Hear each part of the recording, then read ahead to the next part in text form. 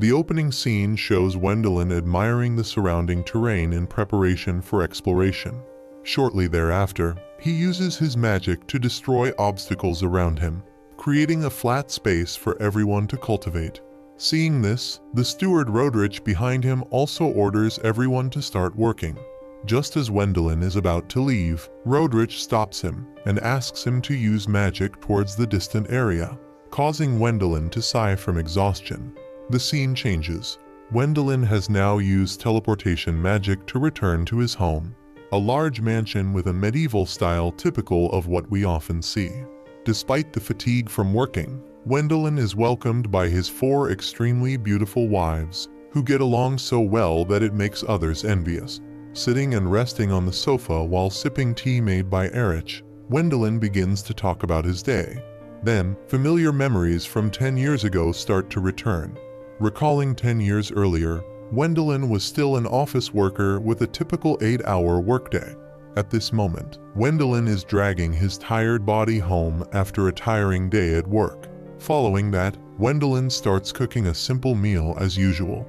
Sitting at the table waiting for the rice to cook, Wendelin's eyes tightly closed due to sleepiness. When he opens his eyes, Wendelin sees a plate of food in front of him styled like that of ancient Western nobility. He then sees himself in a metal plate, realizing he is now a 5-year-old child. Wendelin's eyes slowly look around, finding himself at a noble's party, but he still believes he is dreaming. Just as he wants to close his eyes to return to reality, a voice from a middle-aged man wakes him up. As Wendelin is still bewildered, a young man who looks a lot like him approaches from behind and introduces Wendelin to everyone. Wendelin continues to observe his surroundings and has accepted that he has reincarnated into this new and completely unfamiliar world. However, without any fear, Wendelin's current mood is one of enjoyment, having left behind the days of selling himself to capitalism. Afterwards, Wendelin sits next to Erich, eating and hoping to get some information from this older brother of his. Perhaps because he feels Wendelin is just a 5-year-old boy, Erich does not think his younger brother has been reincarnated from Earth. Erich simply smiled and mentioned that they were currently attending the wedding of another brother, Kurt. Erich also said that their father had a tough time choosing a partner for Kurt, but eventually found a suitable girl. Through Erich, Wendelin learned that his current family is genuine nobility. Looking at the design of the party along with the delicious food, Wendelin thought that his family must be very wealthy. Thus, Wendelin became cheerful and began to enjoy the meal, dreaming about a prosperous life ahead. This happy smile was gone by the next morning, at the family's breakfast table, where everything seemed to have changed 180 degrees. It was a normal scene, truly normal, with furniture made from wood that had long since decayed, now covered with a white cloth. The walls around were partly intact and partly crumbling, and the paintings were covered in dust. The food was just a few pieces of very dry bread, which Wendelin found very hard to swallow. At that moment, Wendelin looked towards his father and inquired about Erich. Learning that his brother had gone fishing and had returned, Wendelin immediately ran outside to follow him and talk. After a while, Wendelin's illusions shattered. Their family was indeed nobility, but they were very poor. What he saw the day before was just the family putting on a facade for the world to see, using the best they had to welcome guests at his brother's wedding. Wendelin looked around his home and started to see the servants removing the cloths that hid the family's poverty.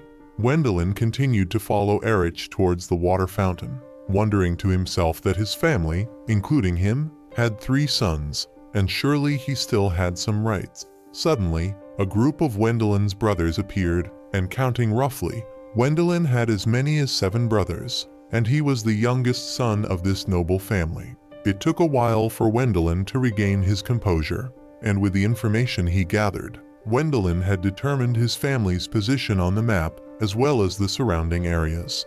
Simply put, he was living in a family of about 800 people. Being the 8th child, Wendelin had figured out his life. Suddenly, a sound from afar caught Wendelin's attention, and he saw 3 of his brothers bidding farewell to their mother. It seemed they were going to a faraway place, and it would take a long time for them to return. Wendelin hurried over and learned that the three brothers had renounced their inheritance rights and were going out to earn a living. In a poor noble family like theirs, the right to inherit was held by the eldest brother and the backup was the second brother. Erich then bent down, patted Wendelin on the head, and advised him that if he continued to be frivolous, he would suffer when he grew up. After talking for a while, both parties bid farewell, and the brothers went off to seek a new path. Wendelin returned to the family study and began searching for useful information in the books. However, after a long time, he found nothing of value, which left him extremely disappointed. As Wendelin was about to descend the stairs, he accidentally dropped a crystal ball and a piece of paper next to it. Discovering that it was a magical orb and magical information on the paper, Wendelin thought it was a joke since he did not believe such things existed. But knowing that only 1 in 1,000 people could become a magician, Wendelin thought he would not be the one to possess magic. Yet he did not give up and tried it. After a while, the orb unexpectedly lit up, which shocked Wendelin greatly, and this signal also caught the attention of a handsome, long-haired man in the nearby forest. Wendelin realized he possessed magic, so he quickly searched the study for magic books, but to no avail, even when his father entered. The only information Wendelin received was that his father could not read them. Disappointed, Wendelin went back to gathering wood in the forest, but still did not give up hope. Wendelin tried drawing a magic circle that existed in novels from his previous life. Holding a stick as if it were a magic wand, he began to chant, and surprisingly, nothing happened, just appearing foolish. Suddenly, the figure of the handsome man appeared behind Wendelin, making him very cautious and surprised. The handsome man reassured Wendelin and then introduced himself as a magician. Suddenly, a rock on the cliff below cracked and fell on a wild boar below, which angered the animal and caused it to charge towards them. Terrified, Wendelin turned and fled, but the magician stopped him, then took his hand and directed it towards the wild boar, helping Wendelin stimulate his magic to attack the boar. The spell only knocked it down temporarily. The boar got up and charged at them again. Fear returned to Wendelin, but this time, the handsome magician quickly stepped forward, raised his hand towards the aggressive boar, and cast a powerful wind spell. This spell was so strong that it blew the boar away, its huge body crashing into several tall trees behind it, causing them to fall. Witnessing such a scene, Wendelin was extremely amazed and looked back at the magician behind him. However, the man only smiled gently at Wendelin and introduced himself as Alfred, a former member of the Magic Council in the Kingdom of Bleichroder. The eyes of the two met, with Wendelin only hearing Alfred assure him that he would become a greater magician than him. The scene shifts, and now Wendelin appears at the breakfast table the next day. Sitting with his family, he innocently wonders whether the tea in his cup, looking faintly colored, might be from yesterday. Hearing this, his family is displeased and confirms that it is indeed today's tea. Internally, Wendelin just remarks on the difference, specifically noting the distinction lies in the tea his master had served him in the forest behind his family's castle. Returning to the previous day, after witnessing a display of magical skills and a magical bag containing items his old master brought along, Wendelin was still astounded. When sitting at the tea table, Alfred expressed his desire to pass on his magical knowledge to Wendelin. Hearing this, Wendelin was puzzled and mentioned he had no money. Alfred clarified that he did not seek money but hoped to have a disciple to whom he could impart his magical knowledge. Wendelin, grasping the crucial point, no longer hesitated and quickly addressed Alfred as master, assuring him he would do everything to receive his teaching. The two sat back at the tea table, facing each other, with Alfred hoping Wendelin would keep this matter secret. Seeing the boy's curiosity, Alfred explained that if people knew Wendelin possessed magic, it would destabilize his position in the family's line of succession. Wendelin did not think the position would fall to him and stated he was just the 8th child of the family. Alfred smiled, saying that Wendelin did not understand the value of a magician, which was enough to make him a potential heir. Wendelin returned to reality, looking at his eldest brother sitting sternly next to him. He still remembered his master's warning that revealing his ability now could endanger a child like him in the struggle for power. So Wendelin decided to keep this matter secret. After breakfast, Wendelin took the excuse of going out to find food to meet Alfred. This would also be the first session where Wendelin would be taught about magic. Standing next to a small river, Alfred said that now was the time to search for abilities that suit Wendelin. Seeing the boy still puzzled, Alfred patiently explained that it involved finding a training method to integrate an ability suitable for the amount of mana Wendelin possessed. Hearing this, Wendelin's eyes lit up, and he expressed his curiosity about whether this method would make the mana in his body as strong as Alfred's. Taking this as an agreement, Alfred took Wendelin's hand and told him to start feeling the circulation of mana within his body. Wendelin closed his eyes to feel the flow of mana as Alfred described, and a stream of energy enveloped them both, with Wendelin successfully sensing the mana. Alfred appeared very pleased and stated that the amount of mana stored in a person's body from birth is a limit that cannot be increased. The test just conducted also made Alfred realize that Wendelin's limit of mana was greater than his own, and even without reaching that limit, Wendelin's mana had already surpassed Alfred's. This only confirmed that if Wendelin diligently studied, he would definitely surpass his master in the future. At that moment, in the library of Wendelin's family home, his father was inside when Wendelin's eldest brother entered, apparently seeking their father. The father noticed his eldest son and then turned his attention to the position of the magical orb that had been moved. Wandering along with his eldest son, the father remembered the mess Wendelin had made in the library the day before, along with the mention of using magic, and he burst into laughter.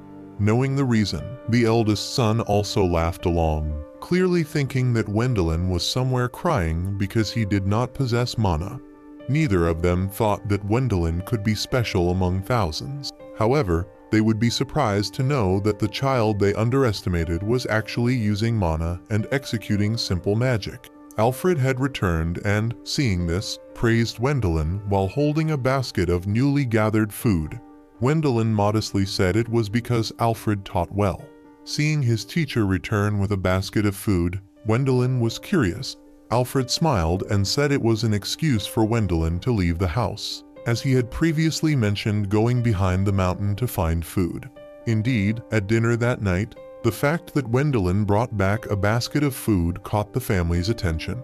However, they did not ponder much about Wendelin possibly using magic, except for the eldest brother who began to harbor some suspicions. The scene changes, and now Alfred is holding Wendelin as they fly through the sky. Alfred is teaching Wendelin how to use wind magic and sensory magic. Wendelin experiments with combining the two to hunt winged animals. After some explanation, Wendelin tries to channel his mana and sense his surroundings. Shortly after, he detects a bird flying in the distance. Locking onto it, Wendelin uses wind magic on a piece of debris, propelling it straight at the bird, striking it effectively and rendering it incapacitated. Afterward, they both have meat to eat from the bird. Using simple cooking techniques, they grill it over a fire with wasabi, creating a superb dish. Seeing the unusual ingredient, Alfred follows Wendelin's lead and applies it liberally to the meat. Wendelin feels a bit scared as Alfred bites down without showing any reaction to the large amount of wasabi. Alfred continues chatting normally with Wendelin, advising him not to venture deep into that forest, as it contains many dangerous monsters. However, it also harbors many rare herbs, which many people seek for their value, often not returning. Wendelin shares his concerns about his eldest brother, who seems to have been watching him closely and paying significant attention to him lately. Alfred quickly guesses that the eldest brother might suspect Wendelin of using magic, fearing he might lose his position as heir. Wendelin, having no desire for that position, hears Alfred suggest that he should become an adventurer. As Wendelin dreams about a future of traveling freely, he fails to notice Alfred's face turning pale. Black mist emanates from Alfred's hand, indicating he is experiencing intense discomfort, but he only mutters that he needs a little more time. That evening at the dinner table, Wendelin shares his future intention to become an adventurer and plans to leave at the age of 12 to attend an adventurer's academy. While excited about his future, Wendelin's smile fades upon hearing that his family does not have enough money to support his studies there. The next morning, Alfred introduced Wendelin to the vast world around them. First, he pointed out their current location, and then the places Wendelin aspired to visit in the future. However, these places were incredibly far away, so Alfred wanted Wendelin to learn the art of flight first. Once proficient, Wendelin could adjust his speed at will. With that, Alfred embraced Wendelin and gave him a first-hand experience. Wendelin was swiftly lifted into the sky, experiencing an absolute thrill.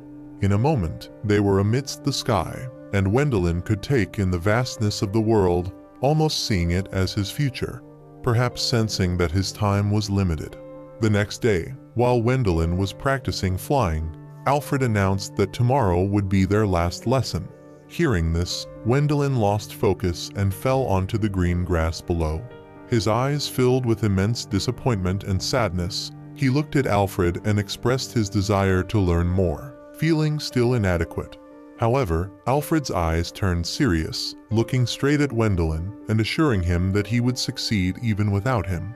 Perhaps this was also a farewell Alfred was giving to his student. That evening, Wendelin felt deeply disheartened by this farewell. As he aimlessly stared at his plate of food, a piece of information from his father snapped him back to reality. His father mentioned that spirits, entities with human-like bodies but icy touch and pale skin, initially retain human reasoning but eventually turn into ferocious undead attacking people, were being spotted in the forest near the castle. This description matched Alfred, and after dinner, Wendelin immediately went to find his master. In the gloomy forest at night, a small figure was desperately speeding deeper into the woods. After tumbling on the ground, Wendelin saw his revered master. Upon seeing him, Wendelin ran to pull Alfred back towards the castle, fearing the deadly encounter with the spirits could be perilous for him. Alfred gently let go of his young disciple's hand and began to confide. Wendelin knew what Alfred was about to say, but he refused to believe that his master could be a malevolent spirit. Alfred admitted that he was indeed a spirit, and because he feared Wendelin would run away at their first meeting, he had lied to him. Alfred also shared his past, explaining that he had ventured into the deep forest with an army to find herbs to save the count's son he served. However, he ultimately exhausted his mana and died. Out of regret, Alfred turned himself into a spirit, hoping to find a disciple to pass on his knowledge accumulated over 30 years. A spirit can pass on peacefully when their wishes are fulfilled. Now that Alfred had found a disciple he truly approved of, he wanted Wendelin to purify him personally. Wendelin shook his head in refusal, arguing that doing so would be akin to personally killing his own master. However, Alfred did not want to become a ferocious undead that harms others. Thus, as a final request, Alfred asked his disciple to perform the purification. After a mental struggle, despite seeing the purification causing Alfred pain, and despite Wendelin wanting to stop multiple times, he eventually overcame this barrier. Wendelin bowed his head in gratitude for the time spent with Alfred, which, although short merely 2 weeks, had been profoundly enriching. Alfred's content smile was his parting gift to Wendelin, a gesture of farewell. When Wendelin completed the purification spell, Alfred disappeared. Surrounded by endless darkness and a void, Wendelin realized that his master had transcended. At that moment, the 5-year-old could only cry loudly, mourning the loss of someone so revered and important to him. In a flash, 7 years had passed, and Wendelin had turned 12 and embarked on his journey to become an adventurer. His goal for this trip was the Adventurers Academy that Alfred had mentioned 7 years ago. At this time, the academy was training returning students and also welcoming new ones for the start of the new semester. In Wendelin's class, the young students were standing up to introduce themselves. The first to speak was a girl with short blue hair named Louis, the daughter of a noble family and also a martial arts master. As Wendelin thought about his 7-year training journey, lacking basic communication skills, a red-haired girl named Inna also stood up to introduce herself. She too was a martial arts master and had received a scholarship due to her exceptional skills in commerce. While Wendelin was deep in thought, he was caught off guard when the teacher called his name to introduce himself. He immediately stood up and introduced himself in one go, but it was not as effective as the others. The best assessment of his introduction was the silence of the others, which did not draw too much attention. The teacher began distributing team registration papers to everyone in the class, aiming to have these future adventurers find suitable teammates, and also as groups to train together in the coming month. Suddenly, it was already lunchtime, and Wendelin sat down at the loneliest corner of the cafeteria with a gloomy expression, holding a plate of steak. He thought about how he was being ostracized due to his lack of basic communication skills. He figured no one wanted to talk to him, and he was also thinking about how to communicate with people. However, unknown to Wendelin, Inna and Louis were observing him, and joining them was a top 3 knight, Erwin, a swordsman also from a noble family. The three discussed Wendelin, knowing that he was admitted for his magical talent, which was an extremely rare ability among thousands. Moreover, all the magic teachers had said there was nothing more they could teach him. Thus, Wendelin was considered a highly talented magician. The three thought that Wendelin was not talking to anyone because he was assessing whether they were worthy to be his teammates. Grasping the key point, Erwin presented a registration form with his name along with Inna's and Louis's, targeting Wendelin as their final recruit. Erwin confidently stated that as a top swordsman, combined with the top experts in commerce and martial arts, there was no reason not to invite Wendelin to their team. Coincidentally, the Axe Trio also had the same goal as them and wouldn't let Erwin's group recruit Wendelin without a challenge. As they finished speaking, all three laughed heartily, a sight that caught Wendelin's eye just as he was about to stand up and express his desire to converse with everyone. Wendelin realized that by speaking up, he would disrupt the jovial atmosphere. In the afternoon class, Wendelin's teacher mentioned that some families were unable to afford the tuition fees, hence students could go hunting and trade their catches for money to cover their expenses. Hearing this, Wendelin recognized that he was not alone in this situation. The teacher also continued by saying that they could form teams to increase efficiency. Seeing everyone else finding suitable teammates made Wendelin feel somewhat left out. On the side, Erwin's group observed, with Inna suggesting they should approach and invite Wendelin. However, Erwin believed that Wendelin was challenging the entire class to see who would prove worthy to be his teammate. Erwin thought that Wendelin did not want any strings attached and needed to be strong. If a group with too many members invited Wendelin, he would surely refuse. If Wendelin had heard this, he would have been furious. In a flash, the groups returned from hunting and gathered at the trading spot. The Axe Trio thought similarly to Erwin, needing to prove their strength through their catches. Hence, they had a decent hunt and were waiting for Wendelin to return and see. However, Erwin's team had hunted even more than the three of them, and they too were waiting to witness. While Inna, Louis, and Erwin were praising each other, Wendelin returned and walked past them straight to the trading table. Seeing Wendelin return empty-handed puzzled the three. But when a pile of monster carcasses flew out of Wendelin's magical bag, everyone in the hall was astounded. The monster carcasses piled up in a moment, a quantity they surely could not have matched.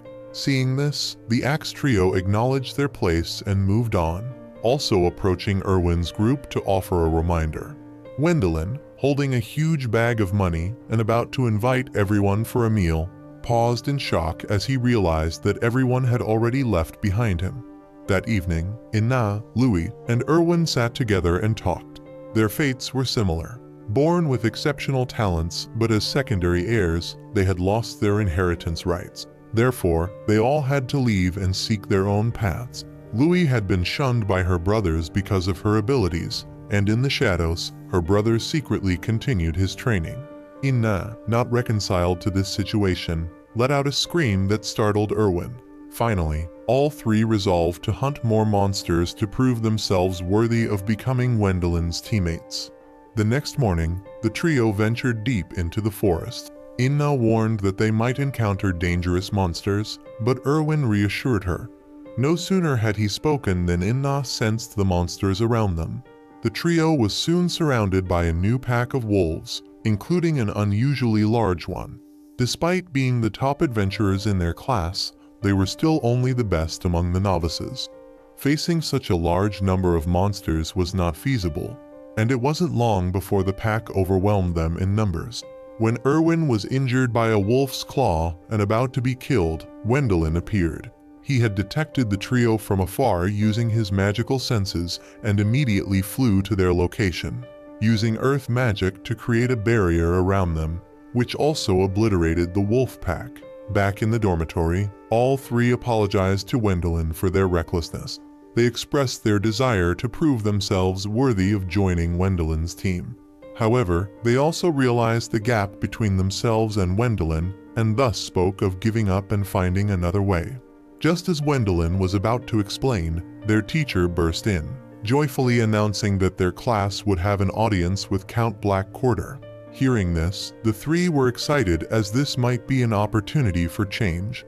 This excitement was also evident among most of the classmates, except for the Axe trio. Recognizing that the Count only wished to meet Wendelin and not the entire class. The three from Wendelin's class knew their presence there was due to their association with him. However, Inna didn't see it that way. She thought they could still seize an opportunity, though deep down, everyone knew the truth.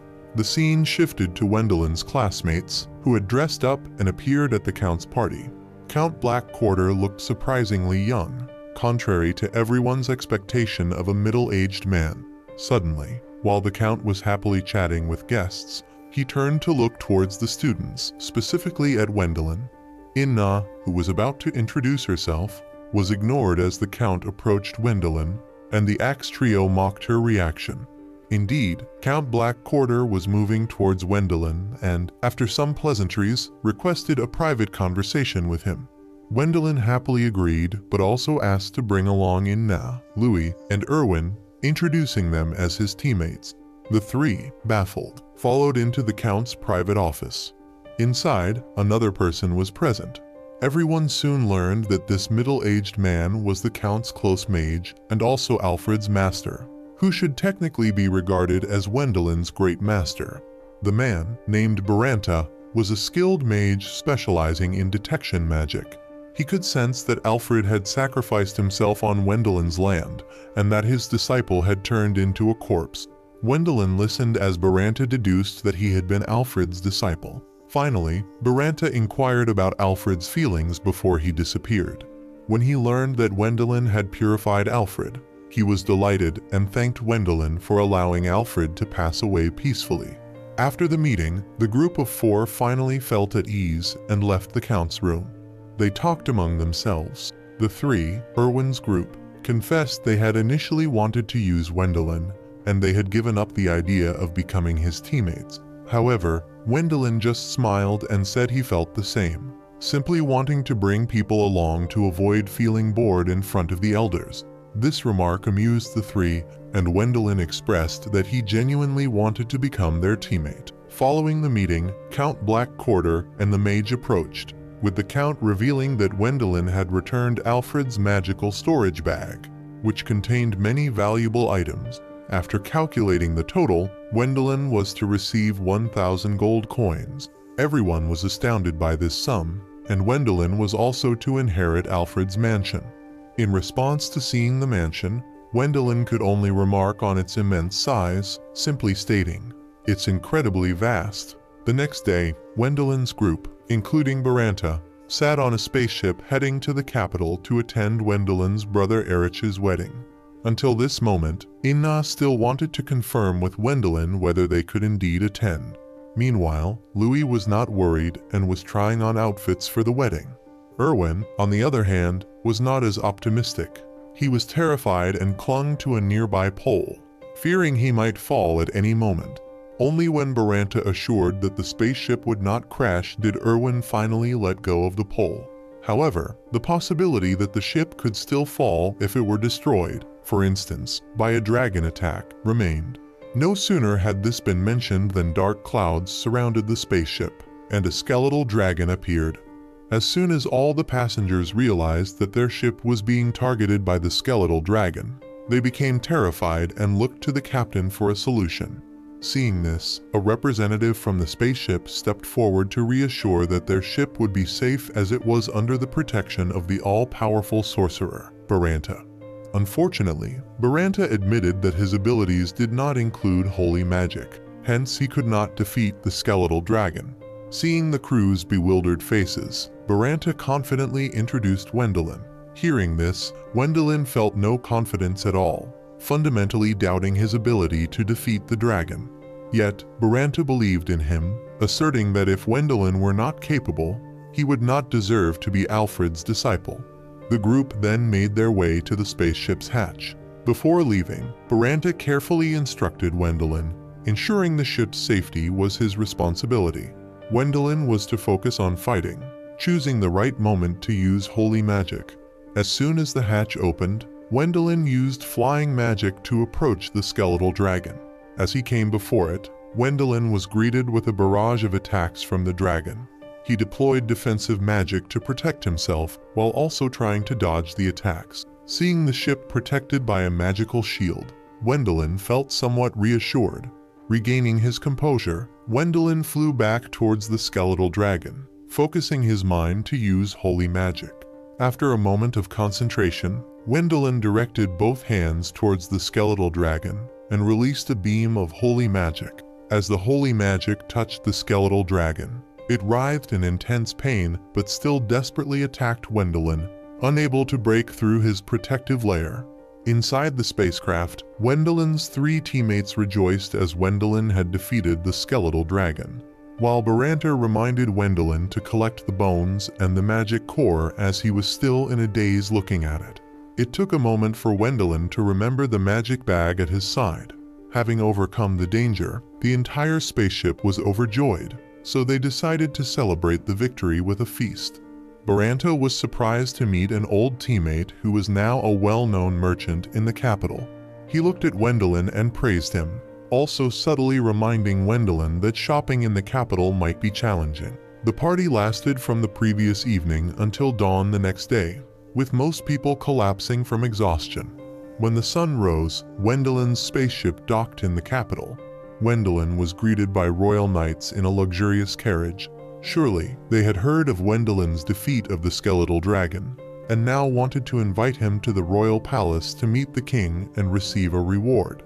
This being Wendelin's first experience of such, he felt quite overwhelmed. Nevertheless, he and the merchant rode together to the royal palace. Indeed, the place was magnificent. Upon entering, Wendelin noticed courtiers looking at him. Particularly, he noticed the white-haired king sitting at the center. Upon seeing him, the merchant accompanying Wendelin knelt down to pay homage, and Wendelin did the same. The king looked at Wendelin, then praised him and offered a fitting reward. Wendelin could accept the title of Baron along with the Dragon Slayer badge, allowing him from then on to break away from his original family lineage to establish a new branch. Wendelin accepted the title and made a vow to the nation. On Erich's side, the group also received this news, and Wendelin's brother was surprised by his younger sibling. After receiving his title, negotiations about the dragon's remains began at the royal court. Currently, the court was divided into 2 factions, one wanting to buy the dragon for 170,000 gold coins, while the other offered 130,000 gold coins. The argument between the 2 sides left Wendelin unable to speak. It was only when the Pope stepped in to negotiate a fair price of 150,000 gold coins that balance was restored. The merchant accompanying Wendelin also shared his thoughts about the 3 factions in the royal court. Those wanting a higher price aimed to attract support. Those advocating for a lower price were considering the royal treasury's interests, and even the Pope had his reasons. In general, their aim was to bring Wendelin under their control. The transaction lasted until dusk that day, and upon exiting the royal palace, the 2 encountered a young man practicing spear techniques. It was only after the guards took him away that they returned. The next day, Wendelin's group appeared at Erich's wedding, where Wendelin approached and saw the tired faces of 3 individuals. he learned that the family's gift had not yet been delivered, which was a significant embarrassment for their family. Wendelin also found out that their eldest brother had refused to send the gift, leaving them to manage on their own. Ina and Louis also commented on this behavior, noting that it was disrespectful towards Lord Blackquarter, as Wendelin's side was governed by him, while the bride's side was governed by Count Monzera. This act was as shameful as a count refusing to lend money. Nevertheless, the wedding proceeded smoothly with a lavish gift from Wendelin, taken from the rewards he had received. As the evening faded, the wedding concluded. At that moment, the merchant approached Wendelin and handed him a jar of rice, something Wendelin had long anticipated.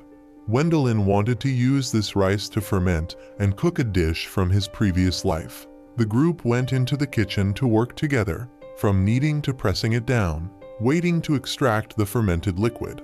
Normally, this process would take up to a year, but thanks to magic, Wendelin obtained the desired ingredients. Wendelin also pondered how fermentation could produce beneficial bacteria and potentially harm humans, a question he had answered in his past life. The next day, Wendelin himself went into the kitchen to cook this soup. When it was served, everyone enjoyed it, and the flavor won over their taste buds. Even Wendelin couldn't help but express his satisfaction with 2 words. Meanwhile, at the Pope's office, his niece, who resembled a nun and seemed to inherit traits from her grandfather, entered. The Pope mentioned that he had found a suitable fiancé for her, and the fiancé was none other than the protagonist, Wendelin. The scene opens just after the completion of a baptism ceremony held early in the morning at the church where the Pope is active. Wendelin is fortunate to have been honored by the Pope's personal invitation to participate in this sacred ritual.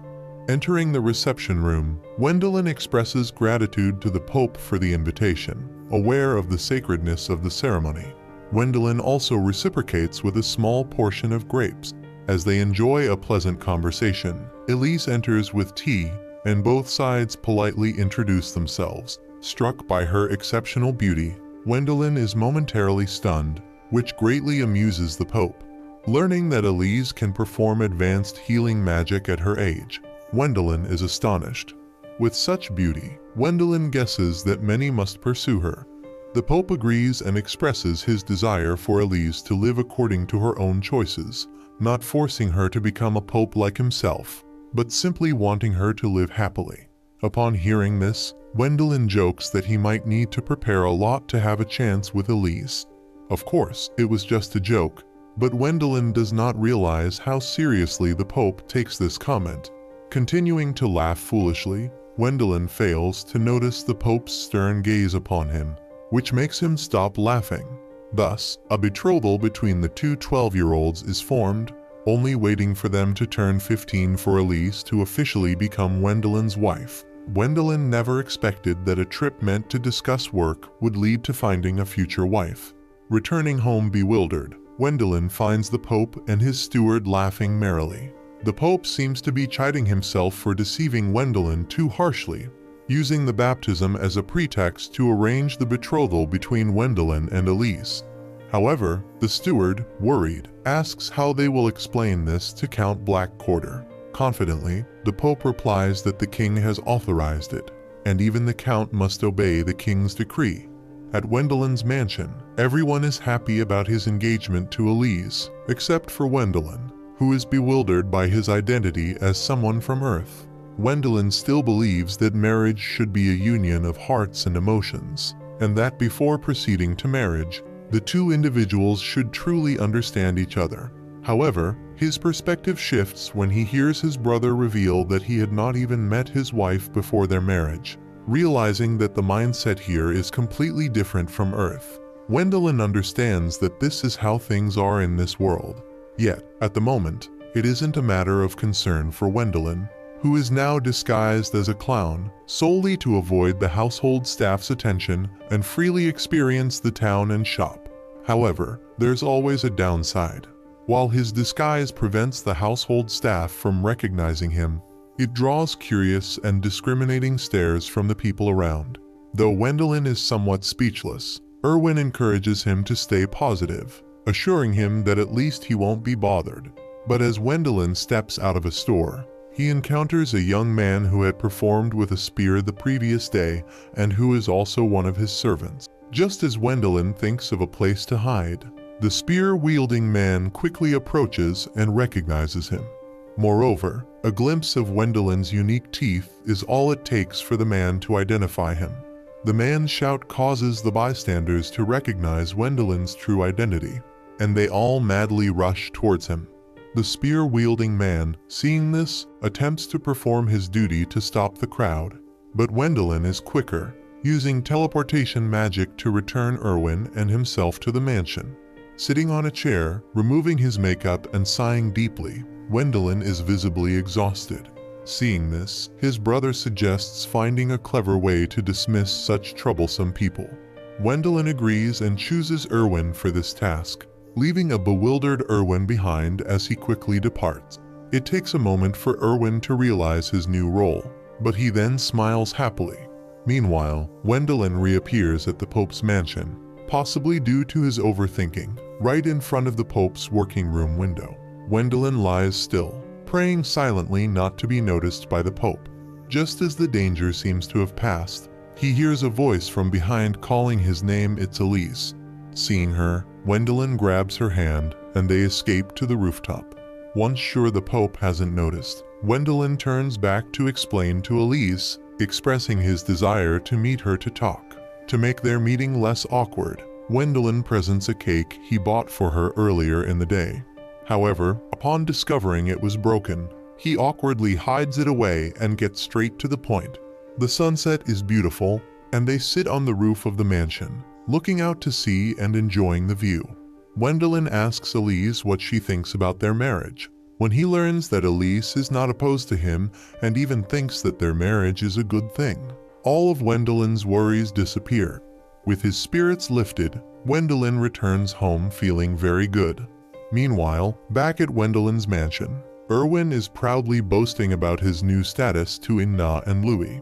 Seeing their jealous faces, Erwin is quite pleased with himself and even offers to speak well of them to Wendelin if they want to become his servants like him. The most enjoyable aspect for Erwin is wanting them to become his juniors. Hearing this, Louis pulls Inna aside to discuss. After a while, Louis decides he does not want to become a junior under Erwin.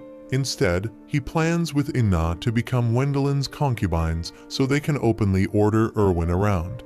Excited by this thought, Louis is very pleased with himself, and just as he finishes speaking, Wendelin returns to the mansion.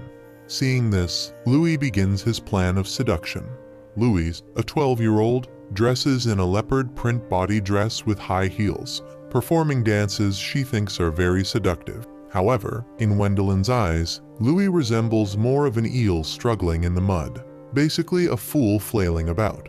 Wendelin pays her no mind and heads to the dining room for dinner at his sister-in-law's call, leaving Louis to continue her wonderful dance performance.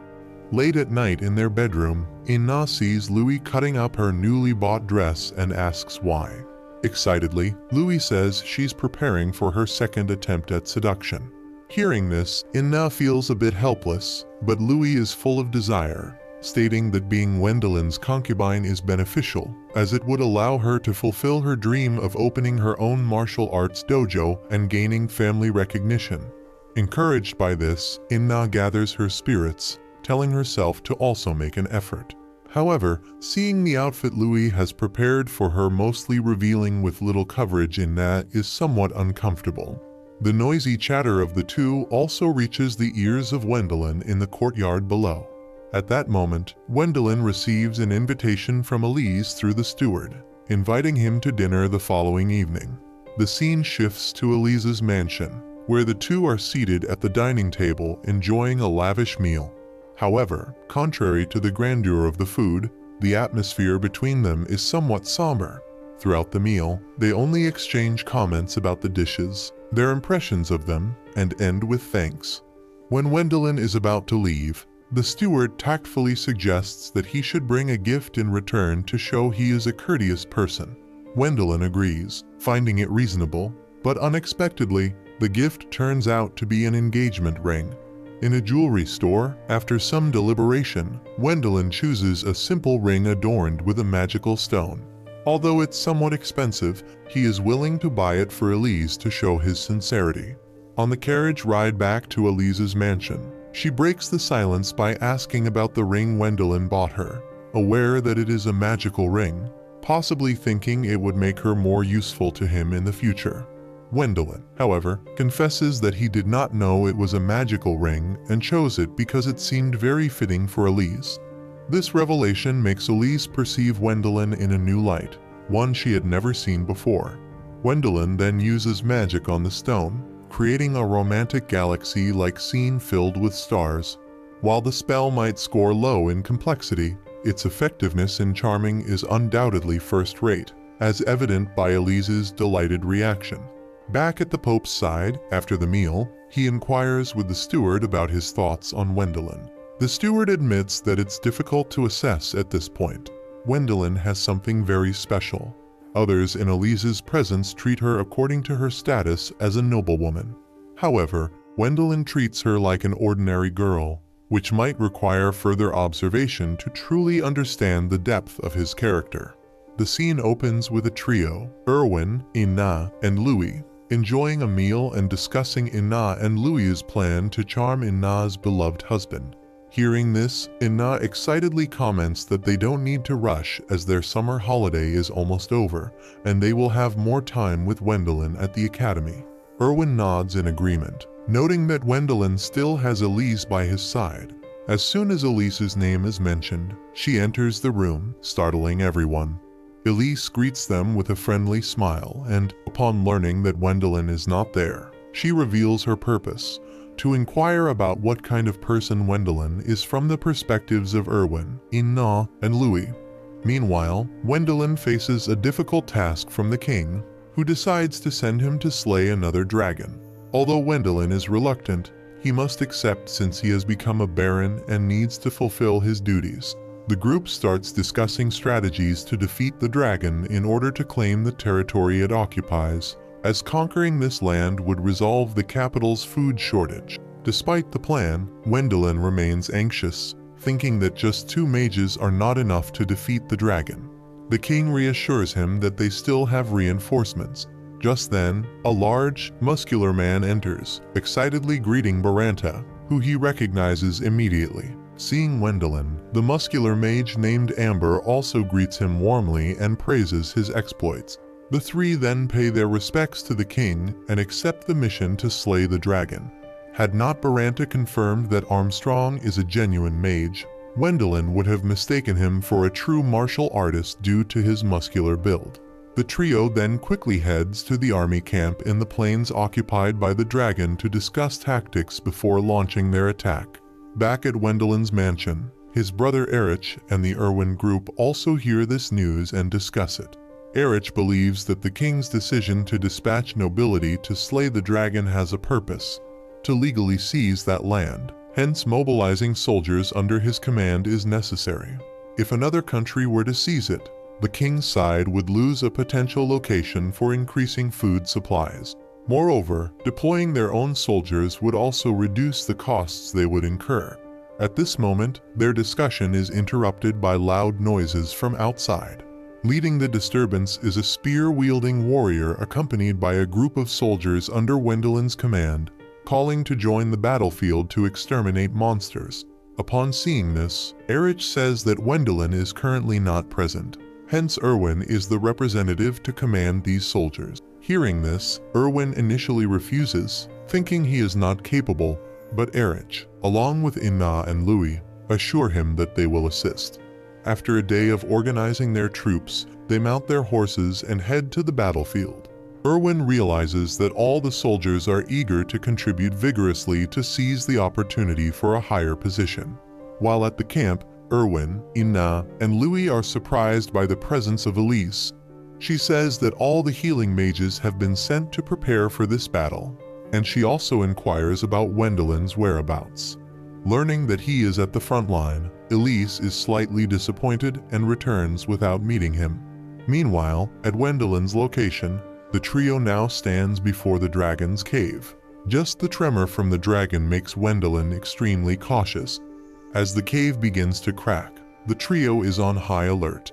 Soon after, a giant dragon appears. Wendelin is terrified upon seeing it, whereas Armstrong immediately casts combat magic on himself.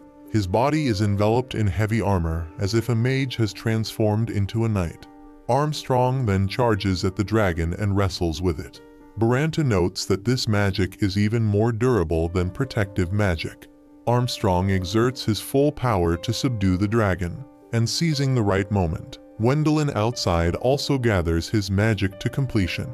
A powerful spell forms at the center of the dragon, which then explodes and completely finishes it off. Back at Erwin's group, they meet up with Elise, and the four happily have a meal prepared by Wendelin while talking about him. Suddenly, a knight approaches to inform them that Wendelin's group has successfully conquered the ancient dragon, making the four extremely joyful. Turning back to Wendelin's side, after conquering the dragon and collecting its scales, Armstrong remarks that the real danger has just begun. Seeing Wendelin confused, Baranta mentions the reason his master had sacrificed himself, reminding Wendelin about the troops. The slaying of the dragon caused the surrounding monsters to lose their threat, thus they would attack the three of them. The army camp also went into combat readiness to advance to the battlefield. Indeed, the following days saw a continuous stream of wounded soldiers in the camp. The nuns were working hard using holy magic to heal wounds until they depleted their mana. Perhaps only this saintly woman still had the capacity to use healing magic, but even her mana was limited. Healing from afternoon until evening also depleted Elise's mana, but just when she ran out, the ring Wendelin had given her provided mana for her to continue casting spells. Currently, Elise was extremely worried about Wendelin's safety at the front line. However, being comforted by the soldiers, Elise regained her spirit and continued her duties. The healing of the wounded stretched until the next morning. At this point, the saint had exhausted her strength, but was still happy to continue her work. Suddenly, a soldier ran up and announced to everyone that the frontline army had returned with an overwhelming victory. This news brought immense joy and happiness to those at the rear. Elise, excited, ran forward to look for Wendelin. Seeing Wendelin appear behind her unharmed, Elise finally felt at ease and fainted after the ordeals she had undergone. When Elise opened her eyes, it was already the afternoon, and she lay on the green grass next to Wendelin in a very peaceful setting.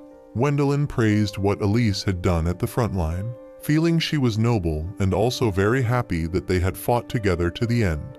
As Wendelin was about to get up to fetch some food for Elise, she held his hand and shared her thoughts. She knew Wendelin did not want to become a hero to everyone, but was forced to become a heroic figure in everyone's eyes. At that moment, Armstrong excitedly ran up to inquire about Elise, and Wendelin just learned that Elise was Armstrong's magical niece, simply a mentor-mentee relationship. The scene changes, and now everyone is moving items from Wendelin's mansion to a house in the capital. Erwin curiously opens a painting of Wendelin, indeed very impressive with 2 dragon-slaying medals. Meanwhile, Inna and Louis discuss their plans to become Wendelin's concubines. Just then, Elise appears, causing Inna and Louis to feel a bit uneasy. But their anxiety turns to joy when Elise states that she does not mind if they become Wendelin's concubines. It seems their wish is about to become a reality. After a while, the wedding of another brother of Wendelin was also held. The ultimate goal of the noble families was to form a closer relationship with Wendelin, so they approached Wendelin's brothers to establish family ties. At the same time, Wendelin's brother reminded him about the martial arts tournament that was about to take place, which included events such as sword fighting, spear combat, archery, and martial arts. They suggested that Wendelin participate in the sword fighting competition. Hearing this, Wendelin mentioned that he could use magic to enhance his abilities. Unfortunately, the use of magic was banned in the martial arts tournament every year, which was frustrating for Wendelin. He thought that if there were a competition involving kitchen knives, he would definitely win. The next day, Erwin, Inna, and Louis continued their usual physical training. However, the two women seemed more at ease using magic to enhance their strength. After running for a while, Erwin felt exasperated as both were using magic to strengthen themselves, while he had to rely on his own physical strength to keep up. But there was nothing he could do about it. Since Erwin was born without mana, he just had to keep pushing on. The three of them saw Wendelin flying overhead, apparently heading to the Papal Palace to discuss some matters. After the training session, Inna, Louis, and Erwin, along with Baranta, sat on the sofa resting and enjoying some food. Baranta mentioned that the three of them would participate in the martial arts tournament, which surprised them all and made them want to decline. However, upon learning that it would affect Wendelin's reputation, both Inna and Louis stood up and started training without using magic enhancement. Even Erwin was reminded by Baranta that if he didn't make an effort, he would be dropped from the team in a few years. Erwin believed that Wendelin would not do that, but Baranta told him that all he needed to do was not become a burden to Wendelin and simply avoid being overconfident. The scene shifted to Wendelin and his group enjoying a meal together. It seemed that white rice combined with seaweed suited everyone's taste. At this time, they also discussed whether Wendelin would indeed participate in the martial arts tournament. Upon hearing this, Wendelin excitedly said that he had agreed to participate to not disgrace himself. Wendelin also mentioned that Elise would join their team, and everyone eagerly agreed. Having an additional healer like Elise was beneficial for their team. Elise expressed regret that there was no suitable category for her to participate in the martial arts tournament with everyone. Hearing this, Erwin's eyes seemed to fill with more determination. Wendelin mentioned that the champion of the previous season would not be participating, thus reducing their immediate challenges, although it was just one less challenge among many. Confidently, Erwin declared that he would win for their team. Right after that meal, Erwin led the team outside for physical training. They trained for many days, from running to pull-ups and even practicing swordsmanship. Wendelin, inexperienced in this discipline, could not keep up physically, and his swordsmanship was clumsy and unstable. Over these days, Inna, Louis, and Erwin remained steadfast in their training, while Wendelin became exhausted and fell ill. Wendelin deeply admired the determination of the three, especially Erwin, who had practiced swordsmanship so diligently that his palms bled. Returning after a tiring day, Erwin collapsed on his bed. Inna and Louis noticed that Erwin's mood had been off ever since they heard that last season's champion was returning at the Emperor's request. They approached Erwin, but he could not muster confidence due to his lack of magical talent. This made Louis extremely angry, and he stormed off, leaving Erwin to ponder alone, looking at the calluses forming on his hands. The next morning, Erwin went to speak with Wendelin to ask if he would be dismissed from the team if he didn't win at the tournament. However, seeing Wendelin asleep from exhaustion and mumbling Elise's name in his sleep, Erwin abandoned the thought. Even hearing that someone as capable as Elise was training fervently to not hinder them made Erwin reconsider his own efforts. He looked Wendelin in the eye and confidently declared that he would bring victory for Wendelin. Afterward, Erwin approached Inna and Louis to apologize for being overly confident in himself, and they continued to train hard for the upcoming tournament. Finally, the day of the martial arts tournament arrived, with Inna, Louis, and Erwin warming up before their matches. Only Wendelin was despondent, knowing he would likely lose in the first match. The announcement for the start of the tournament rang out, and Wendelin's first match began. As he entered the arena, all the cheers were directed towards Wendelin, the Dragon Slayer hero. However, the louder the cheers, the more fearful Wendelin became upon seeing his opponent, Zen, the champion of the previous season. As expected, Wendelin was defeated by Zen in a single blow, returning to the observation area much faster than even Baranta had anticipated. Next were the matches for Inna, Louis, and Erwin. Each easily defeated their opponents and advanced to the semifinals. Inna faced a spearman known for his ferocity and lost, missing her chance to reach the finals. Erwin, after giving his all, defeated his opponent and made it to the finals, where he would face Zen, the previous champion. Before the final match, Erwin and Zen met. which only increased the pressure on Erwin. In the resting room, Erwin was still extremely tense.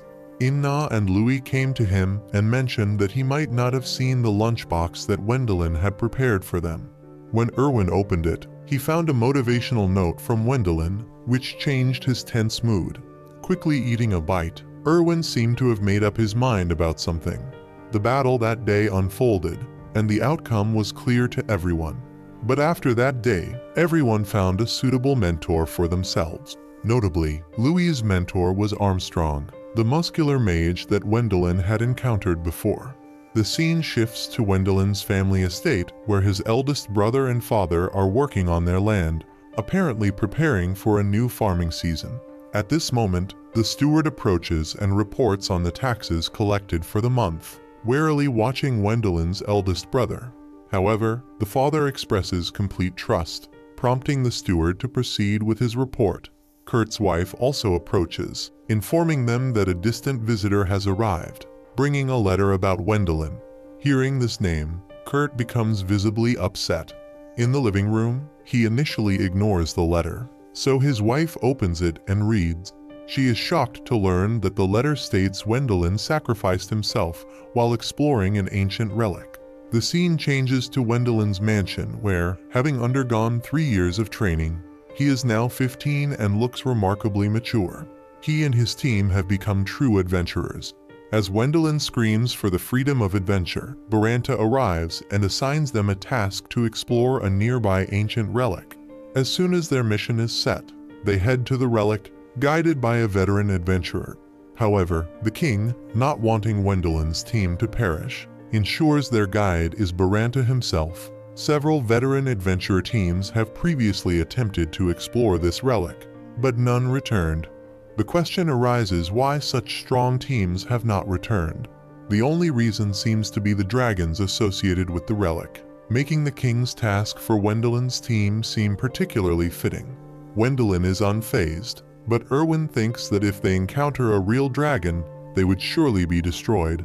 Baranta reassures them that their team, called the 5 Dragons, plus his use of magic to sense their surroundings, indicates they are in no danger. Louis, meanwhile, notices a gate ahead and the team moves towards it.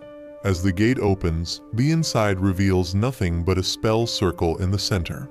They feel no danger and proceed straight into the spell circle. But just a second later, Baranta senses something is wrong and shouts for everyone to leave. But it is too late. One by one, their figures start to disappear into the void, with Elise being the last to vanish. When Elise opened her eyes, she found herself in a different location. But seeing her companions safe in the distance brought her relief, and she approached them. Baranta observed the surroundings and a sign on a rock wall, recognizing it as a reverse spell formation designed to transport intruders from the first to the deepest level. The only way out was to ascend back to the top. Louis suggested that Wendelin could use teleportation magic, but Wendelin explained that it was impossible without knowing his exact location. Their only option now was to physically make their way upward to the highest level to escape. Immediately deciding, Wendelin's team started their ascent. At the first level, they were greeted by a large number of golems in a plaza. Wendelin was prepared to use magic to eliminate them, but Inna, Louis, and Erwin stepped forward. They took the lead, urging the mage to conserve magical power in case they encountered a dragon. With minimal assistance from Baranta and Wendelin, the 3 quickly disposed of many golems. Elise remained in the rear, ready to heal anyone injured by the golems. After a long and exhausting battle, they finally cleared the plaza of golems. Outside, 5 days had passed, and everyone except Elise's grandfather, who remained calm and confident in their safety, believed Wendelin's team had perished. Meanwhile, certain nobles opposed to the pontiff immediately sent letters to Kurt's domain, urging him to succeed Wendelin as the count and align under their control to facilitate easier management and achieve higher positions. Inside the relic, Wendelin's group continued to fight strenuously against the golems. They took turns in combat, battling wave after wave of monsters, but possibly due to surpassing so many levels, everyone was nearly exhausted. Sitting at a distance, Gwendolyn and Elise took a rest to recover their magical power. Gwendolyn, looking worriedly at Elise, advised her not to exert too much energy and to conserve her strength. Touched by his concern, Elise was about to offer Gwendolyn the same advice when she noticed he had fallen asleep on her shoulder. Thus, Gwendolyn's team continued to advance through the levels, all utterly exhausted, knowing that if they encountered the final boss, they would hardly have the strength for one last battle. Upon entering the next level, the group was relieved to realize it was the final one. They hoped they might soon escape, but instead, they were greeted by a golem dragon. Before they could recover from their shock, the golem dragon attacked, and Baranta quickly deployed a magic shield to block it. Just when they thought they had finished with the golems, a horde of them emerged from behind, cutting off their retreat. At this point, Gwendolyn's group had no choice but to fight desperately for a chance to survive and escape the relic. Gwendolyn joined Baranta to help maintain the magic shield as the golem dragon continued its assault. Realizing that defense alone was not a sustainable strategy, the two decided to use all their remaining magic power for a counterattack. Baranta drained all his magic energy and transferred it to Gwendolyn, who gathered it all for a final strike. However, Gwendolyn underestimated the golem dragon, which effortlessly returned a more powerful burst of magic energy, quickly overpowering Gwendolyn's attack. Desperate, Gwendolyn was about to apologize to everyone for failing to protect them when Elise, who had been behind him, quickly approached. She then transferred magic power to Gwendolyn using a kiss, after which she collapsed into his arms, while his attack magnified immensely. In a moment, the golem dragon was utterly defeated, and the other golems stopped their assault. The scene shifts to everyone arriving at the final treasure room, while Gwendolyn and Elise were lying in a bed, recovering from their depleted magical energy. Meanwhile, Louis was complaining about Ina's attempt to kiss Gwendolyn, but Erwin called him into the library. Irritated, Louis entered, and soon after, Gwendolyn and Elise woke up and followed him. They were all astonished and overjoyed to discover a treasure trove of ancient, powerful magical texts and artifacts created by a sorcerer from an ancient era. Perhaps this was the reward for those who successfully conquered the relic. The scene changes at this point, with Gwendolyn's adventurer group appearing at the royal palace to discuss their reward distribution. According to what their team has brought back, each member is set to receive a reward of 2 million gold coins. Upon hearing this figure, everyone's jaws drop, not to mention its worth. But just considering it, probably not even the descendants up to the 18th generation could spend all this money. Naturally, such a large amount of gold would be paid out gradually over 10 years by the royal palace. Returning to his mansion, Armstrong immediately shows up, expressing a bit of regret that Gwendolyn wants to leave the capital. However, this is understandable, and he also mentions that he will investigate who spread the rumor that Gwendolyn had died. This had caused a great surprise when Gwendolyn returned. It was the first time Gwendolyn heard about this, but he seemed indifferent. The group then began discussing the massive amount of reward money they received. After some agreement, they all decided to entrust the management of it to Gwendolyn. Hearing this, Gwendolyn feels slightly overwhelmed by the amount. A total of 10 million gold, not knowing what he would spend it on. Meanwhile, Jacker's group, the head of the corrupt media group who spread the news of Gwendolyn's death, was meeting together. It seems that Gwendolyn's survival and return did not overly bother him. Moreover, it was part of his plan.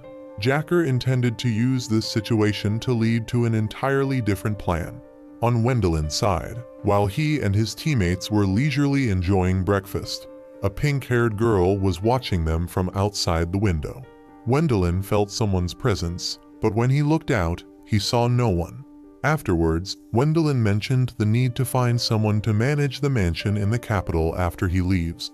The group suggested finding someone strong, intelligent, capable, and loyal enough for the job.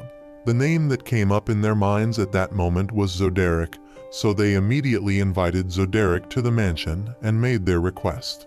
Zoderic was overjoyed and accepted the request immediately, which was also observed by the pink-haired girl. The group also realized this, and after initially ensuring Wendellin's safety, they rushed to the window to check, but she had already run away. Wendelin told the group that there were some things he needed to take care of before leaving the capital.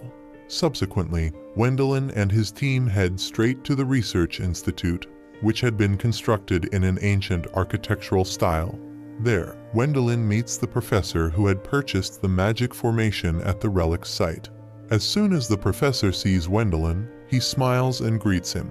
Wendelin expresses his request to use the technology derived from the relics, whose sole function is to use magic power to create objects they imagine. Indeed, if such a device fell into the wrong hands, it could certainly cause great turmoil. Wendelin is easily granted permission to use it, even though the device is still in the experimental phase. In a moment of focused imagination, the object that appears in Wendelin's hand is Elise's underwear. Everyone looks at Wendelin and deems him a pervert. Embarrassed, Wendelin then continues to concentrate in order to create what he truly desires. The three female teammates instinctively cover themselves, but this time Wendelin successfully creates the object he intended. The group leaves, pushing a cart covered with cloth, and quickly uses a teleportation spell to depart as soon as they step out of the institute. The pink-haired girl sees everything and approaches the area after Wendelin has completely left, sensing the fragrance. This leads her to think that Wendelin is involved in something dubious. The scene shifts to Wendelin's mansion, where he is organizing a party to thank those he owes gratitude to. Even Armstrong had not anticipated Wendelin's actions before leaving the capital, and his fondness for him grows. At that moment, Wendelin enters with a huge platter of tuna. Seeing the curiosity in everyone's eyes, Wendelin then brings out a special sauce for the raw tuna dish that had been aged for 3 years. Everyone starts enjoying their first slices of tuna, unable to stop praising the exquisite taste of the dish. Zoderic, after identifying the culprit who spread the rumors about Wendelin's death, reports back to him. The culprit is Jacker, the brother of Commissioner Zanish. Wendelin wonders why Jacker would want to harm him unprovoked. Zoderic reveals that he is the son Jacker refuses to acknowledge, fully aware of his nature. It's simply Jacker's way of using Wendelin to get closer to his brother Zanish's commissioner position. Zoderic also mentioned that he had given Jacker a substantial gift, as Jacker had spread false rumors about Wendelin's death. As a result, Zoderic decided to start a rumor that Jacker was largely involved in Wendelin's death. Since it was just a rumor, no one could confirm it, but it could keep Jacker muzzled for a while by the royal family. At that moment, the pink-haired girl appeared at the window, eyeing the delicious food, especially the aromatic tuna dish, and couldn't resist breaking in to get a closer look. Seeing this, Erwin tried to stop her, but was quickly subdued by her. As she approached him, Wendelin felt a bit scared, but her real target turned out to be the plate of tuna next to him. Confused, Wendelin watched as the girl's father, Edgar, stepped forward to explain. He first introduced her as Yuma, whose purpose, similar to the old pope, was to pair her with Wendelin as a married couple. However, Yuma seemed only interested in the food, quickly dismissing Wendelin before heading off with Elish in search of more tuna. Baranta approached and explained that it was hero syndrome, a condition affecting those born with abundant magic power and strength, who however require large amounts of food to sustain. Without beating around the bush, Edgar directly expressed his desire for his daughter to stay beside Wendelin as a bodyguard, even suggesting that Wendelin could marry her, which left Wendelin unable to adapt quickly. After a while, Wendelin stated that he would leave the capital and become a normal adventurer. Hearing this, Edgar looked puzzled towards Count Blackquarter, who had been informed that Wendelin was going monster hunting, not just hunting. The Count then told Wendelin that he had a task for him. The conversation stopped there and returned to the scene at Wendelin's family home, as Kurt's wife was reading a letter announcing that Wendelin had fallen in battle. Furthermore, stating that Kurt was to inherit Wendelin's estate and position. Kurt became overwhelmingly happy. However, he was abruptly awakened from his dream by his wife's scream. Outside the window, Wendelin's fully armed team appeared, looking towards her and Kurt. At this time, Wendellin's group had entered and was discussing with Kurt about the punishment expedition from the year of the Black Quarter in search of the panacea. Although everything was in the past, many of the soldiers sent that year had become corpses, and some even turned into undead, so they wanted to come here to conduct a major purification to liberate the souls of the deceased. However, Kurt was very annoyed by this and demanded that Wendellin's side pay a fee for what they collected at this place. Baranta shared the same idea, and after Kurt inquired about the value that Wendelin would pay him, which was 30% of the collected items, Kurt decided to raise the price to 50%. Behind Wendelin, Erwin had been upset for a long time due to Kurt's disagreeable attitude. He was extremely angry and countered back, with Louis also taking similar action. Moreover, they struck at the core of Kurt's dark heart by stating that Wendelin now holds a higher position than him, leaving Kurt to only tell Wendelin that his family lacks manners. Reluctantly, Wendelin stepped forward to mediate, but internally, he silently assessed his brother as having become a highly disagreeable person over time. That very night, Kurt organized a meeting to address all the concerns of the citizens. Upon hearing the question whether Wendelin would help them purify the dead spirits of their families and also retrieve their relics, Kurt appeared extremely displeased. Meanwhile, Wendelin's group was having dinner at the house of their second eldest brother. Unlike Kurt, this second brother was very amiable. His family warmly welcomed Wendelin's group, and Wendelin also promised his sister-in-law that he would retrieve her grandfather's relic, which delighted her. The next day, Wendelin's team set out deep into the mysterious forest to purify the dead spirits.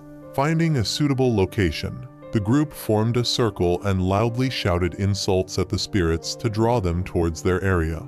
Although the spirits had lost their rationality, such words could provoke them to rush towards them. Upon the appearance of the spirits, Wendelin and Elise together created a purification barrier.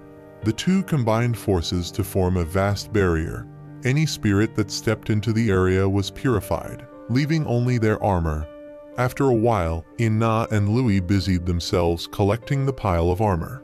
When they saw nothing else, they were puzzled as to why there was only that much. When suddenly a sound tearing through the air was heard, and they saw a flying lizard that had turned into a spirit attacking them.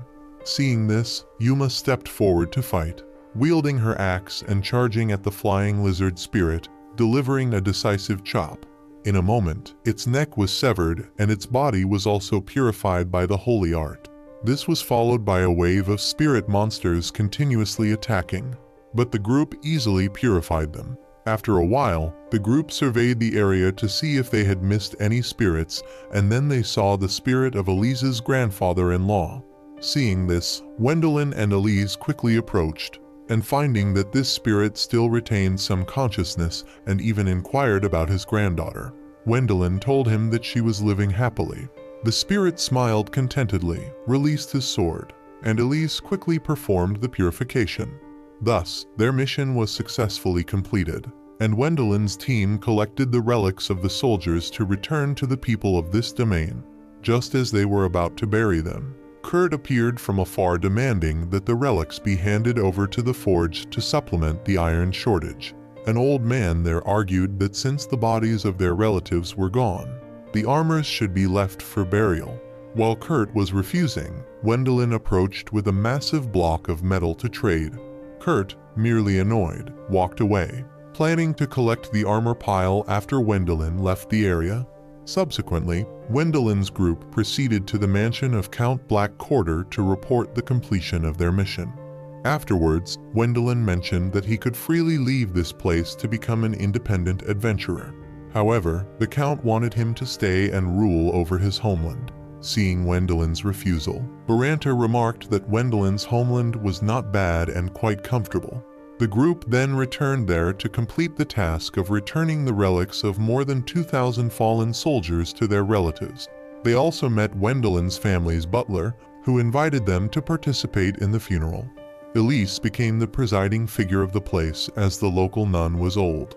In the evening, everyone organized a ceremony to commemorate the deceased, with separate areas for eating and mourning. The absence of Kurt displeased the butler, though his wife and children appeared. Out of gratitude, the woman led her 2 children to commemorate those who had died in the battle. Gwendolen also met them and had a very enjoyable conversation, especially with his 2 grandchildren who greatly admired him for his glorious achievements. Inna and Louis joined in the cheerful atmosphere and reenacted the battle between Gwendolen and the dragon skeleton. Late into the night, the ceremony concluded and everyone went their separate ways, with Gwendolen and his team also saying their farewells and departing. However, Gwendolen had a private meeting with the butler, who requested that he become the master of this land. Hearing this, Gwendolen quickly said that such things should not be spoken in front of his father and Kurt, but the butler expressed that he and the people of the area wanted Gwendolen to become the lord of this region, as it would eventually fall apart under Kurt's rule. The butler also knew Gwendolen cherished the freedom of being an adventurer, so he suggested that Zoderic could manage in his stead. He would do his utmost to help, and moreover, the royal court also wanted Gwendolen to take charge of this land. Hearing this, Gwendolen was puzzled. Baranta appeared just in time to explain the situation to Gwendolen for better understanding, also repeating what the butler had just told Gwendolen. Gwendolen and Baranta went to a secluded place to have a private conversation. Baranta mentioned that the king had aggressively expanded the country's territories, but managing them was extremely difficult because the local lords had lived like commoners for many years. Therefore, Gwendolen was seen as an excellent candidate for the lordship of this region. However, this plan was highly complex. If the king now forced Kurt to relinquish his position and handed it over to Gwendolen, many other lords would have similar concerns. Hence, the king wanted to remove Kurt from this position and Gwendolen's father would have to leave this place to rectify Kurt's mistakes. The reason being that Gwendolen helped purify the region of undead spirits and was to take over that position. But for Kurt to be ousted, Gwendolen's act of purifying the undead spirits, which garnered public support for him, would frighten Kurt into trying to kill Gwendolen, thus making Kurt the guilty party. Gwendolen also understood why Baranta had not been drinking for the past few days. He needed to stay sober to vigilantly watch those who intended to harm Gwendolen. Gwendolen wondered just how deep this plan was, but he knew it had been in the making for a long time. This position was one Gwendolen had to take, as he had the responsibility to revive this land. The next day, while making candy, they discussed how Gwendolen would have to become the lord of this region. Gwendolen's teammates had no objections, but Gwendolen was greatly troubled by this issue. It wasn't until his sister-in-law brought her 2 children for a visit that Gwendolen could temporarily forget about it, while the elder remained in a dark corner, closely observing Gwendolen's sister-in-law. In the evening, while Gwendolen and his family were having dinner, they were distracted by loud noises outside. Gwendolen and his second eldest brother went out to see that it was the people of the region. They expressed their support for Gwendolen becoming the lord of the region instead of Kurt. Hearing this, Gwendolen's brother mentioned that if Kurt heard this, it would surely be dangerous. But the people were not afraid and replied that they had staked their lives on securing a better future for their descendants. Therefore, they would still choose Gwendolen to become the lord of this region. At this point, Gwendolen did not know what to do and simply expressed that he had no plans yet.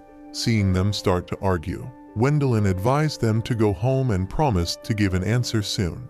Baranta noticed the village elder hiding and observing from a distance. He quickly followed and confronted the village elder, seeing through his plan to support Gwendolen and provoke the people to take risks. If Gwendolen became the lord, the elder would be treated well by Gwendolen. Otherwise, the elder would be fine either way. When spotted, the village elder pretended to be unaware before leaving, only to warn Baranta to be cautious of Gwendolen's sister-in-law.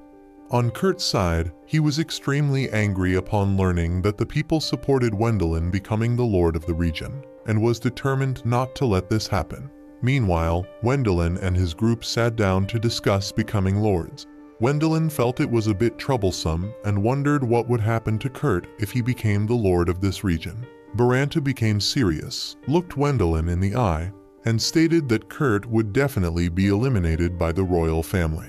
Hearing this, Gwendolen's emotions became extremely chaotic.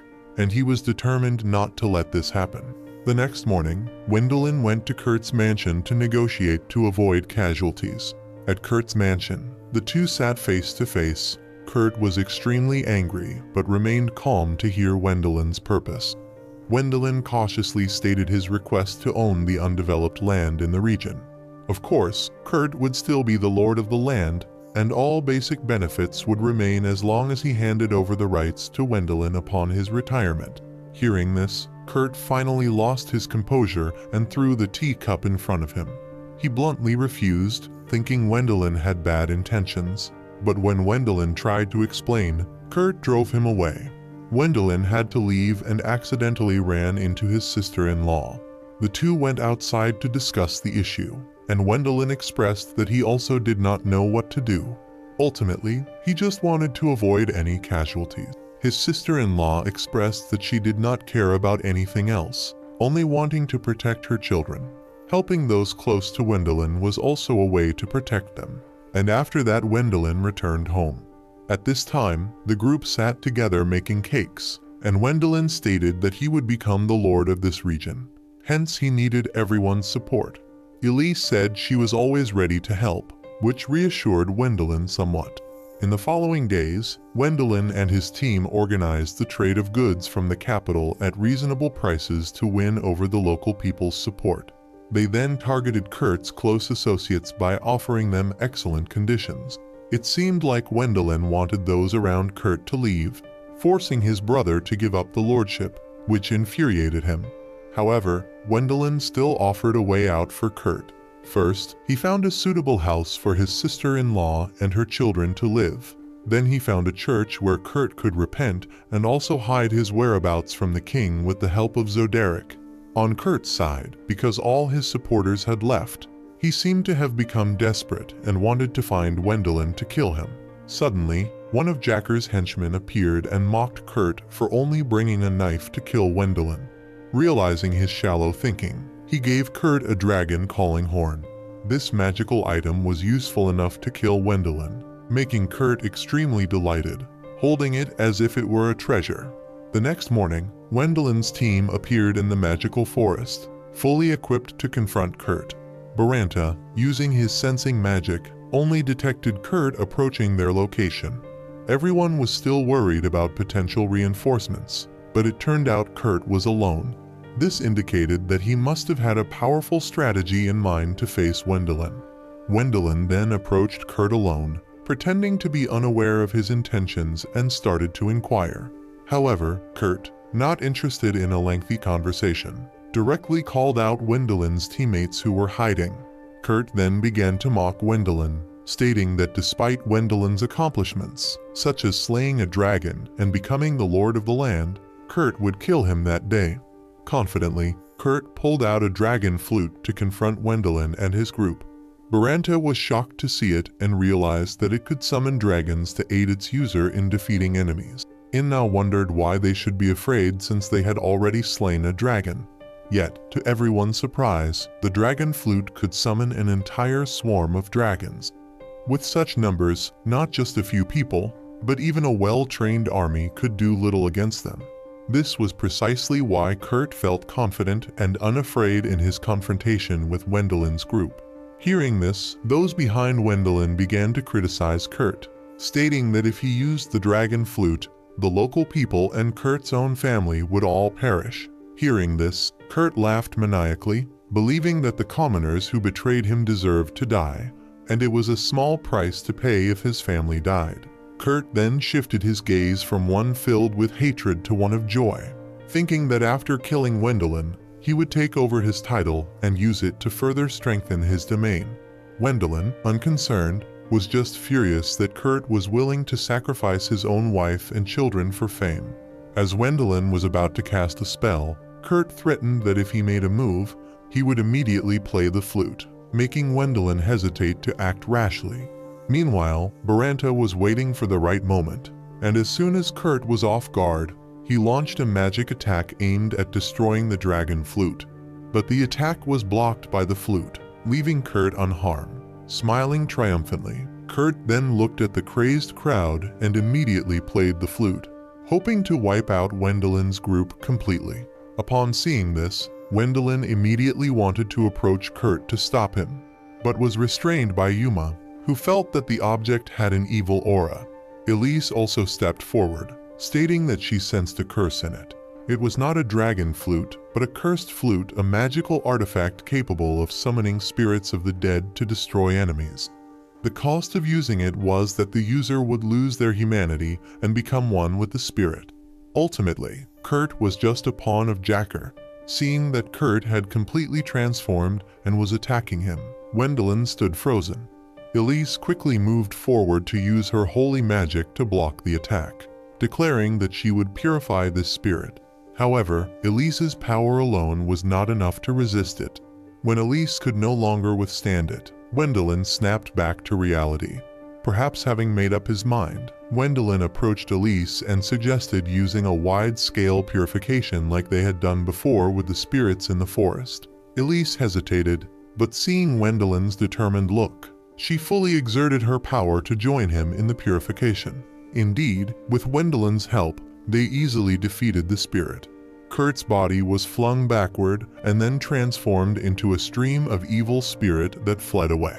On the other side, old Jacker and his sycophants were celebrating, thinking they were about to take over Wendelin's domain, believing their plan had been a complete success. Moreover, they started to mock Kurt as a fool for believing Jacker. Jacker only wanted to use Kurt to seize the territory, and it was clear that Kurt would be the first to be eliminated after achieving their goal. While they were happily chatting, Kurt's spirit found them, smashed through a window, and crazily attacked Jacker. The next day, Jacker's mansion was surrounded by the army to conduct an investigation. After a preliminary examination, it was found that Jacker and all those at the party were killed by the spirit. Outside the royal palace, Wendelin, Baranta, and Armstrong were also discussing the matter. They also talked about the fate of Kurt's wife, as there were rumors that the rumors of Wendelin's death were caused by Kurt. Therefore, it was understandable that his family would be shunned and isolated by those around them. Wendelin, recognizing the need for a new arrangement, sought to secure accommodation for them in the capital. Baranta noticed that Wendelin had changed, and despite Wendelin's denial, the difference was clearly noticeable. He reminded Wendelin that he was a true noble, and although Wendelin was not accustomed to the shadowy battles and calculations of other nobles, he had to accept this reality. At dinner, even though everyone else was cheerful, Wendelin appeared more subdued than usual. Later, he sought out Elise to confide in her and asked if she felt he had become a different person. Elise confirmed this and expressed her frustration, which made Wendelin feel that he might not yet have adapted to this world. Wendelin resolved to become an honorable noble, and Elise saw him gradually returning to the person she knew. The next day at the royal palace, Wendelin was among other nobles being recognized by the king for their role in purifying the spirits in the magical forest. Initially, the king granted Wendelin governance over his ancestral land and an adjacent unexplored territory. However, feeling that this reward was insufficient, the king asked Wendelin what he desired. Wendelin immediately requested to decide on the appointments for the 12 vacant positions following the death of 12 nobles by Kurt's spirit. This request displeased the king and the surrounding nobility. The nobles, in particular, reacted strongly, believing Wendelin was asking for too much since such decisions were typically the king's prerogative. Some even suggested replacing the reward with a mage of equivalent skill. When Wendelin tried to explain, Armstrong interrupted him, suggesting that it was inappropriate for Wendelin to make such demands and offered himself as ruler of the area instead. The king declined because he needed Armstrong by his side. Ultimately, the king looked Wendelin in the eye and decided to grant him the lordship, elevating Wendelin to the rank of earl, and also granted him the authority to appoint officials for the 2 positions. Overjoyed, Wendelin then drew his sword and swore an oath of fealty to the king. Everyone in the hall applauded, not because they disagreed with Wendelin, but because they had performed this act in front of the king to secure such rights for Wendelin. The king also realized that everyone was playing their roles well, except for Armstrong. whose poor acting was blatantly obvious with just a glance. Returning to his domain, Wendelin first met with his sister-in-law and informed her that when Kurt's children were old enough, he would return the titles to them if they wished, without any coercion. Hearing this, Wendelin's sister-in-law was extremely touched and grateful, thanking him as he walked away. The subsequent days marked the beginning of Wendelin's life as an earl. From land reclamation to expanding agricultural areas, these scenes set the opening of the film. Wendelin also realized that everyone wanted him to be the lord of this place, not just the nobles but also his own teammates, creating an atmosphere of immense happiness and joy. This was just the beginning of Wendelin's journey as a lord.